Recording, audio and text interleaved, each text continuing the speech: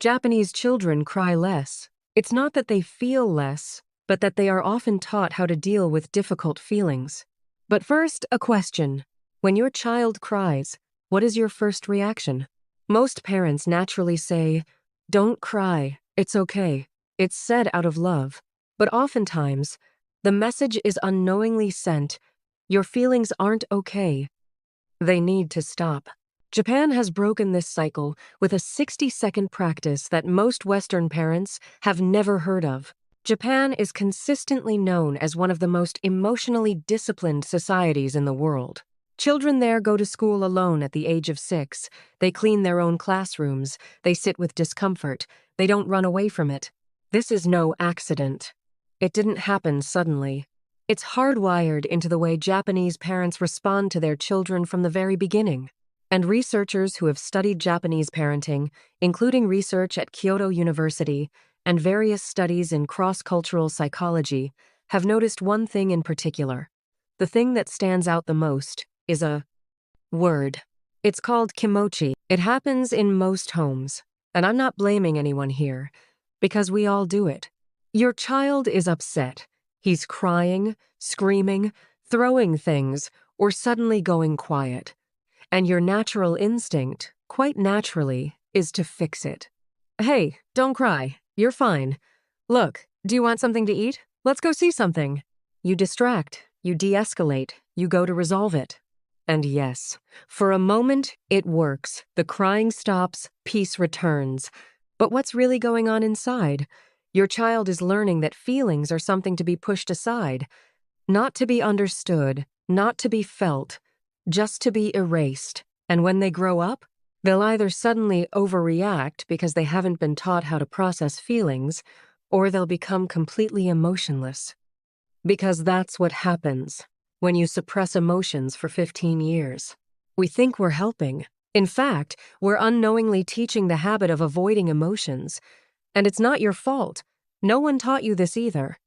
So, what do Japanese parents do differently?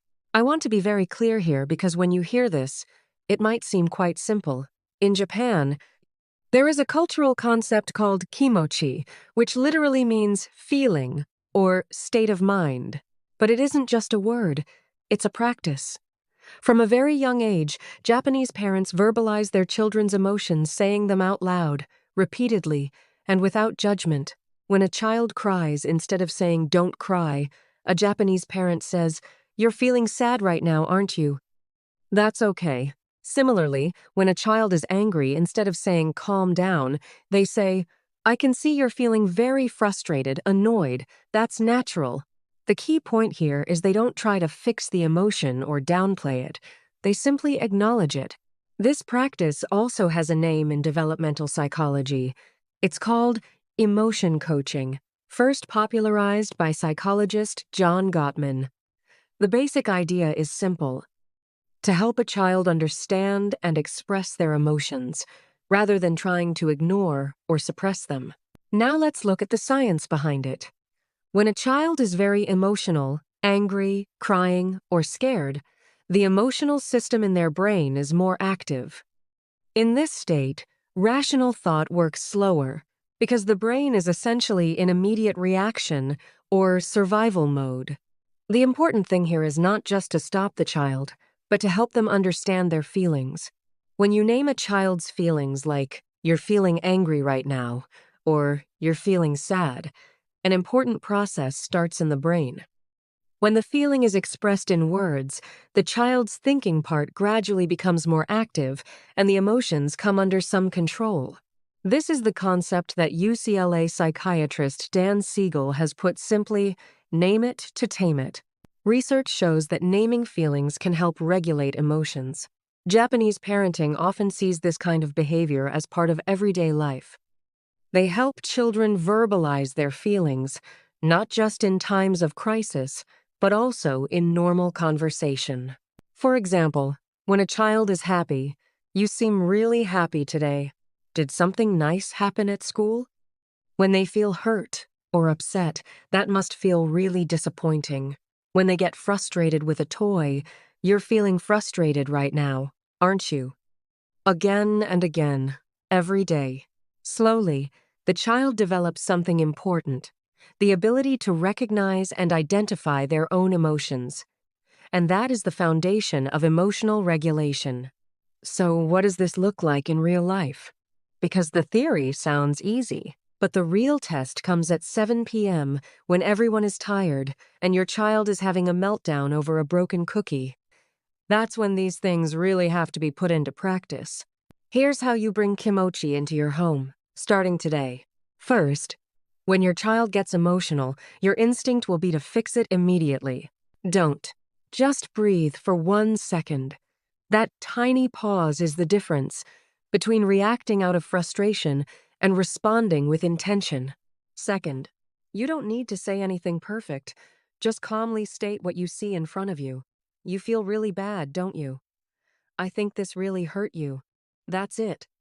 These little words give a child a deep sense of feeling, I see you. Your feelings are not a burden to me.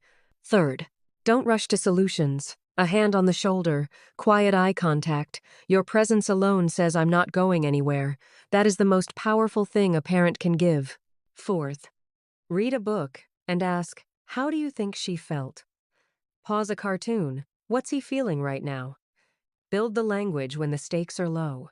So when things get hard, the words are already there. Emotionally strong children are not children who never cry. They're children who were taught by the people who love them most that crying is allowed. That anger makes sense sometimes. That even hard, ugly, confusing feelings have a place in this world, and that they don't have to carry those feelings alone. Japan didn't discover this because they're perfect parents. They discovered it because somewhere along the way, they asked a better question. Not, how do I stop my child from feeling bad? But how do I help my child learn to feel fully and still be okay? That shift in question changes everything. You don't have to raise a child who is always happy. You can raise a child who is resilient. A child who, when life gets hard, and it will, looks inward instead of falling apart. Who comes to you instead of shutting down? Who grows into an adult that actually knows themselves? It starts with one word, one moment, one time you choose to stay instead of fix. That's Kimochi, and that's everything. Which part of this hit you the most? Drop it in the comments, I'd love to know.